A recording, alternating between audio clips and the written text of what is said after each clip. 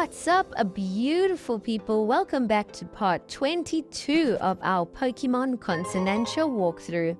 In the previous episode, we arrived at this new pink city. We took on gym leader Valerie and earned another gym badge. I believe that was the 7th gym badge, so there's only one more to go before we can enter the final tournament. We're just exploring the area north of the city, which seems to be a palace for Prince Lear, but we can't enter there yet, so we obviously have to try and do other things first. And now we're going to head east and try and make our way through the next route and hopefully reach another town. We are currently on Route 26, and here are some of the Pokemon you can find along the route, so some interesting ones for sure. Pyro and Altaria really stand out to me. But if you guys are interested in any of those, spend a bit of time here. You can train up your Pokemon and try and find the Pokemon you need. In the previous episode, I did mention that some of these routes are getting longer and longer the further we get in the game, so do make sure that you've stocked up on a couple revives and potions. We also showed you in the last episode on how to get your second Pokeball. So we do currently have 2 Pokeballs that can heal up our team no matter where we are, and those just get replenished when you go to a Pokemon Center, but the second one has really helped me. And in today's episode, we actually reach a really important city in the game. It is kind of like a checkpoint because once you reach that city, you can get a whole bunch of cool new Pokemon through a new system. So I will touch on that a little bit later. We've just arrived at a massive bridge and found the gym leader Crash Awake, and he wants to take us on for a battle. He is a water type specialist, so this is going to be quite a fun battle. We've put Rillaboom up front, of course, so we have the type advantage. You want to use grass type moves or electric type moves in this battle. We knocked out Gyarados, and now Empoleon has been sent out. Empoleon is one of my favorite water types.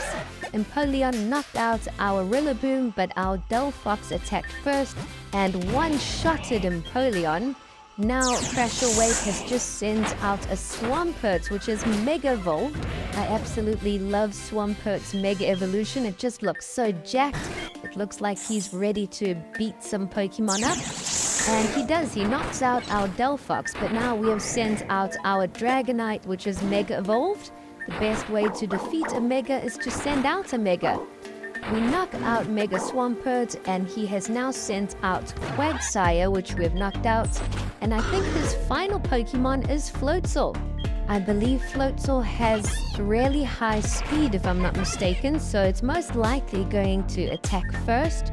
We send out Baxcalibur. I'm hoping Baxcalibur will be able to finish it off.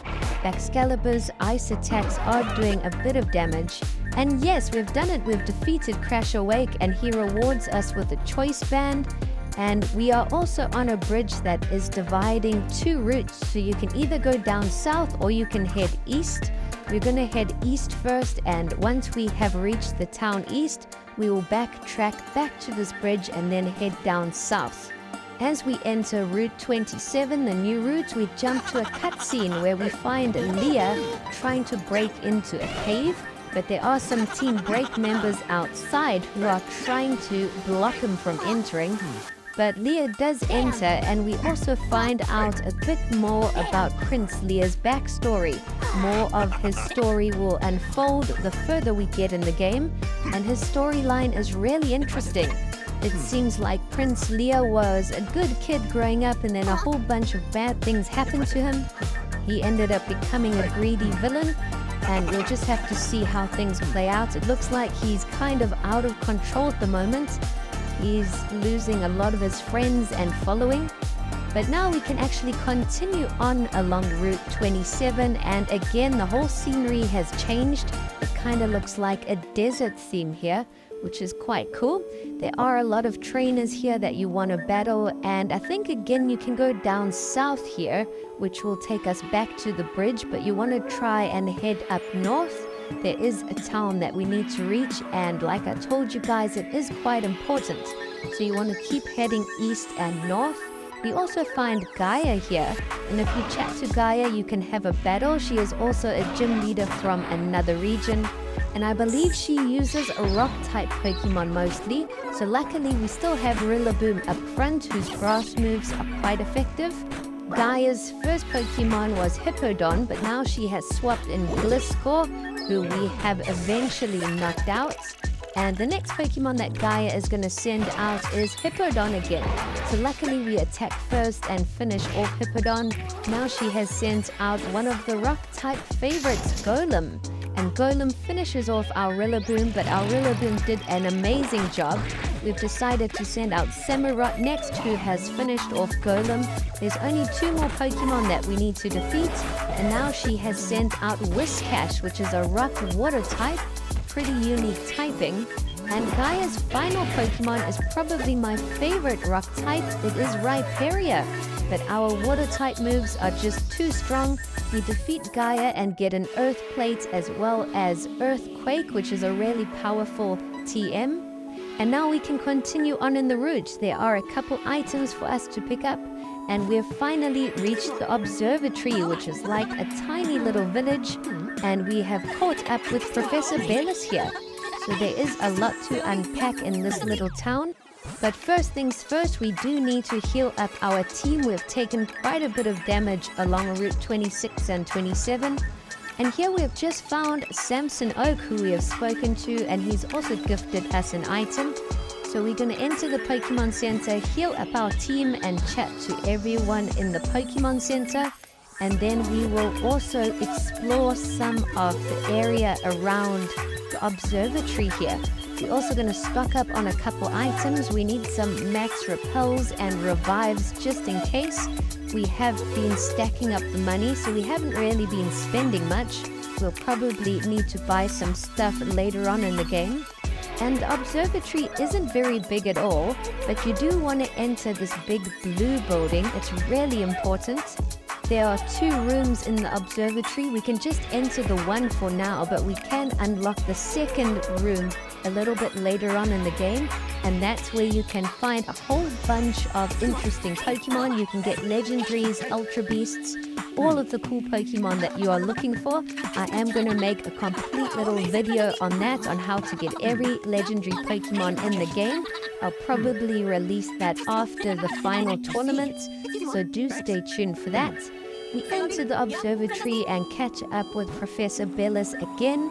We're now just going to chat to everyone in the reception area here. And I do want to warn you guys that there is a really tough battle ahead. I told you guys in the last video that the triple battles in the game from this point on are crazy difficult. As you guys know, in the last episode we also had a triple battle, and it was so tough, but we got terrestrialization from it. And now we're going to take on another crazy tough triple battle. I do recommend that you save just before you enter this room. And before we entered this room, we tried the room on the left, and that was blocked. That was the room that helps you get all the legendary Pokemon and things. But now to this crazy tough battle. The first 3 Pokemon we are trying to knock out are Heliolisk, Dugtrio, and also Togedemaru. They are all at level 84. The Pokemon levels are just getting higher and higher. I'm sure when we reach the final tournament, all the Pokemon are going to be around level 95 to 100. So it's crazy how far we've actually come in the game. Luckily, we knocked out Dugtrio, but now they've just sent out Golem, but the regional variant, so it is a rock thunder type. Luckily, we knocked out Heliolisk, and it's just been replaced with a Magnezone, which is a steel electric type. And with these triple battles, you really need to think about where to place your Pokemon. I did touch on that in the last episode, but that can pretty much make or break your battle. You want to try and see who the first Pokemon your opponent sends out, and then position your team so that you can get the effective attacks in. We have knocked out Golem, and now an Alolan Sandslash has been sent out. Luckily, we also got Magnezone out the way. So currently it's a 3-on-2 battle, but I did lose this battle once or twice before, so it is quite tough. Normally on your first attempt, if your Pokemon are not positioned correctly, you're going to lose, but then on your second attempt you can adjust that and then you should win. So after defeating these 3, you will also get a machine that you're going to need. The cave that Prince Lear entered, we're going to try enter there, but it is blocked by some Pokemon. So that machine is going to help us get those Pokemon out the way. We still can't enter the second room yet, but we will be able to go in there in the next episode or 2. We jump back to a cutscene of Prince Lear, and it looks like that cave might be a headquarters for Team Break.